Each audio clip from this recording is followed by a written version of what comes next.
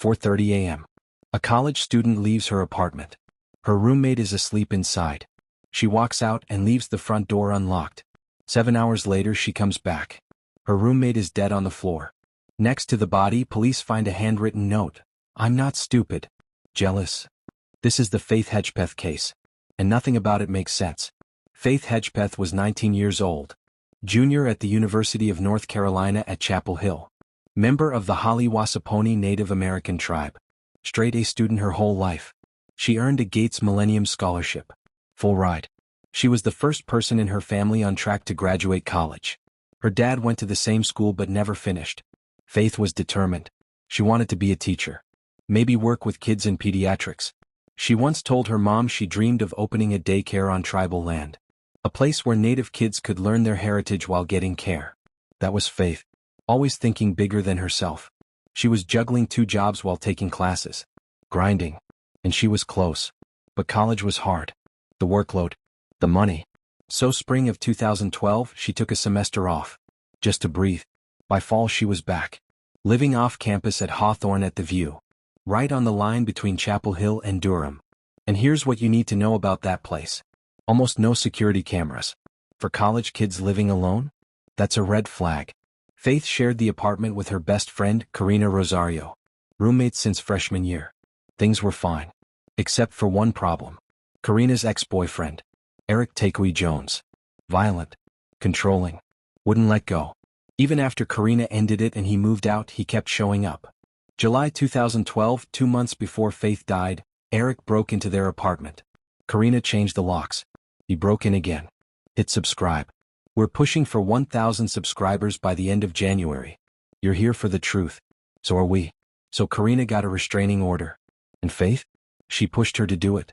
Faith didn't want her friend trapped. She stood by her. Helped her file the paperwork. The order went through. Eric had to stay away. But instead of backing off, he got angrier. And this time his anger turned on Faith. In his head, she was the reason Karina left. She convinced her to file that order. So he called Faith. Threatened her. Told her if she didn't fix things, he'd hurt her. Direct threat. Faith tried to protect her friend. Now she was the target. After the restraining order, Eric didn't show up again. No more break-ins. No more confrontations. But the threat? Still there. Hanging over everything. September 6, 2012. Faith had a full day. Both jobs. Classes. Just before 6 p.m., she went to a sorority rush event. Alpha Pi Omega. Historically Native American sorority. She really wanted in. Event went well. 7:15, she headed to Davis Library to work on a paper. Karina came with her. They studied for hours. Faith texted her dad between 8:30 and 9. Normal conversation. Talking about her day. How rush went.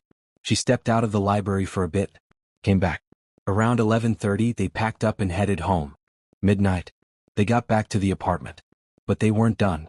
They wanted to go out. Blow off steam. 12:30 a.m. on September 7th, they left again. Headed downtown to a club called The Thrill. Faith was 19. Underage. But this place let underage students drink. Surveillance shows them walking in at 12:40 a.m. They danced. Drank. Hung out. After 90 minutes, Karina felt sick. Stomach pain. So they left. Cameras caught them leaving just after 2 a.m. 3 a.m. They're back at the apartment. And this is where everything gets blurry. A neighbor living directly below heard loud banging. Like something heavy dropped. Or furniture flipping. She thought it was strange. But it stopped. It was late. She went back to sleep. From this point on, everything we know comes from phone records and Karina's story.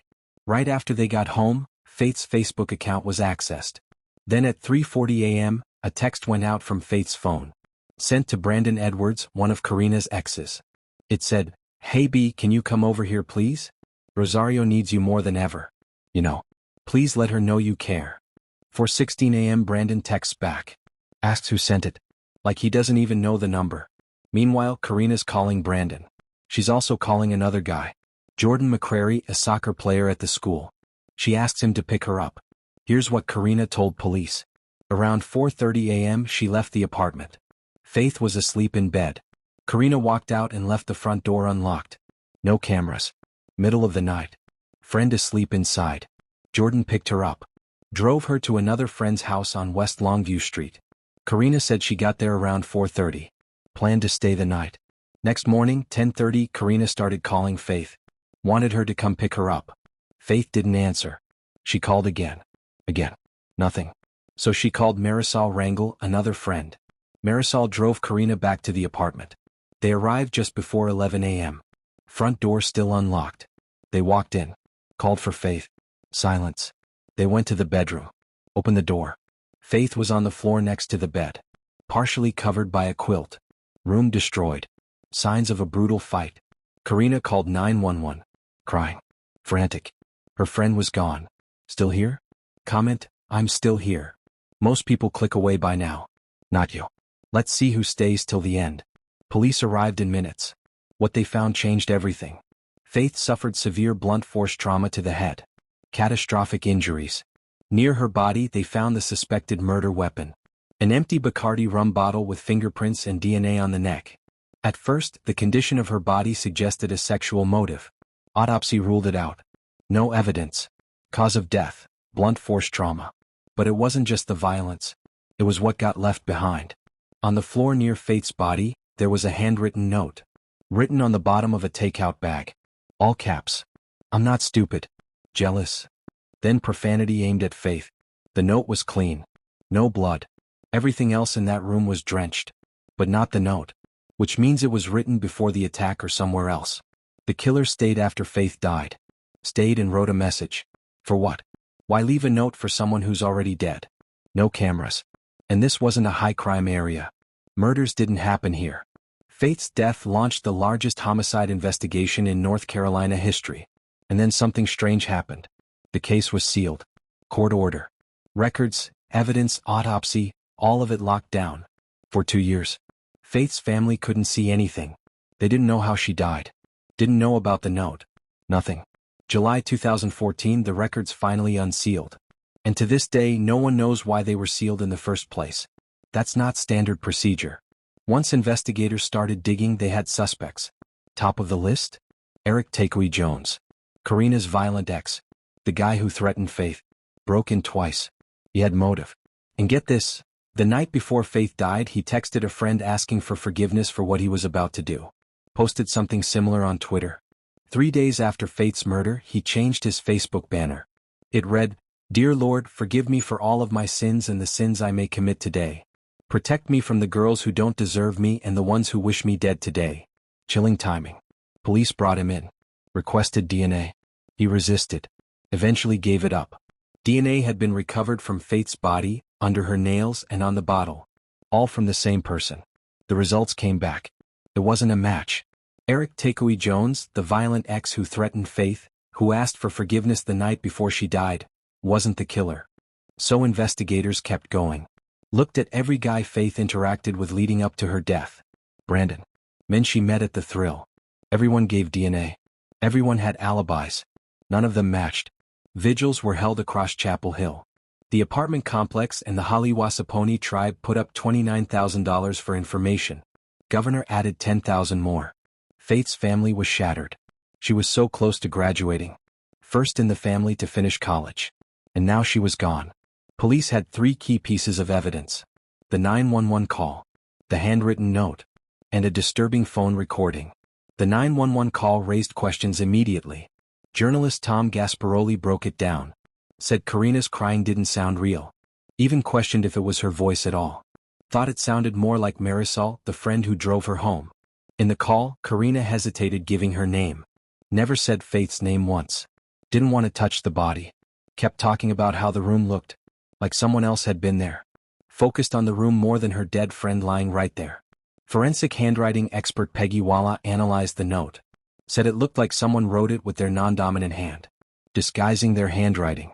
The note was full of rage. But at who? What?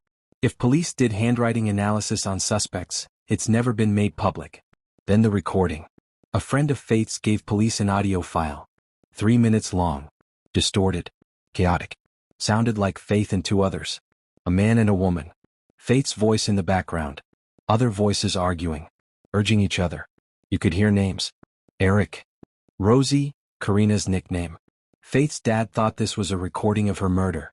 But the metadata showed the call happened at 1:23 a.m. Faith and Karina were still at the thrill.